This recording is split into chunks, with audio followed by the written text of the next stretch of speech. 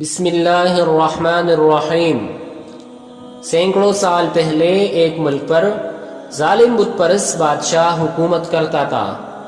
یہاں کے لوگ دیوتاؤں کے بتوں کی پوجا کرتے اور انہی سے مرادیں مانگتے۔ وہاں کے بادشاہ نے یہ قانون بنا دیا کہ جو کوئی بتوں کی پوجا نہ کرے اسے قتل کر دیا جائے۔ وہاں کے کچھ نوجوان اللہ تعالیٰ پر ایمان رکھتے تھے، وہ لا الہ الا اللہ کہتے اور ایمان کی مضبوطی کے لیے اللہ سے دعائیں مانگتے۔ اللہ تعالیٰ نے ان کی دعائیں سن لی اور ان کے دلوں کو حوصلہ دے کر مضبوط کر دیا۔ جب بادشاہ کو اس اعلان کی خبر ملی تو اس نے ان نوجوانوں کو بلا کر دھمکی دی کہ بت پرست بن جاؤ ورنہ قتل کر دوں گا۔ وہ نوجوان اپنے ایمان پر قائم رہے اور جان بچانے کے لیے شہر سے نکل گئے۔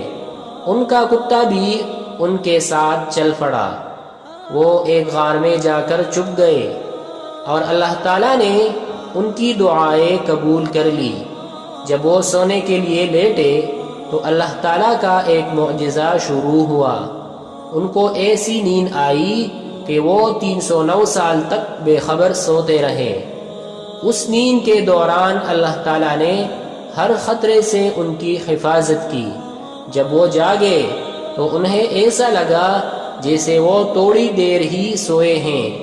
انہیں بھوک لگ رہی تھی۔ ایک نوجوان کھانا خریدنے کے لیے چپتے چپاتے شہر آیا۔ اسے شہر کا ماحول بہت عجیب لگا۔ ساری عمارتیں اور بازار بدل چکے تھے، سب لوگ اجنبی تھے۔ اس کی سمجھ میں یہ نہیں آ رہا تھا کہ اچانک یہ کیا ماجرا ہو گیا۔ اس نے کھانا لیا اور دکاندار کو اپنا سکہ دیا۔ دکاندار نے حیرت سے سکہ دیکھا اور اس سے پوچھا کہ یہ سکہ تم کو کہاں سے ملا ہے؟ نوجوان نے جواب دیا کہ یہ میں نے خود کمایا ہے۔ دکاندار نے کہا، کیا مطلب؟ یہ سکہ تو 300 سال پرانا ہے۔ اس طرح اس نوجوان کو پتہ چلا کہ وہ سب ساتھی تقریباً 300 سال تک سوتے رہے ہیں۔ اس نے یہ بات دکاندار کو بتائی۔ تھوڑی دیر میں یہ خبر سارے شہر میں پھیل گئی اور بادشاہ کو بھی مل گئی۔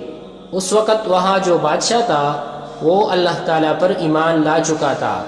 وہ سب نوجوانوں سے جا کر ملا اور ان کی بہت عزت کی۔ نوجوانوں نے اللہ تعالیٰ کا شکر ادا کیا۔